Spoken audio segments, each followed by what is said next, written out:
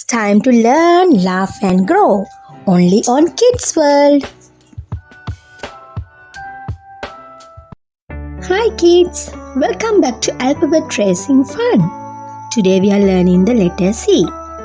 That's big C and small c. Can you say C? Great job. Let's trace them together. C is for cat. Meow, meow, meow. Let's trace C. We will show you how. Let's start with big C. Put your pencil near the top. Now make a big curve all the way around. Stop. See that? It's looked like a circle that isn't finished. Let's trace big C one more time together. Put your pencil near the top. Now make a big curve all the way around. Stop. Perfect, you did it.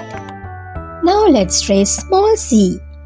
Start near the top. Make a tiny curve, just like big C, only smaller. Let's do it again. Start near the top. Make a tiny curve, just like big C. Wow, you traced small C beautifully. C is for cat. Cats are soft, cuddly and love to play. Fantastic job, kids! You traced the letter C. See you next time for more alphabet fun. Don't forget to like, subscribe and tap the bell to learn all your ABCs with us.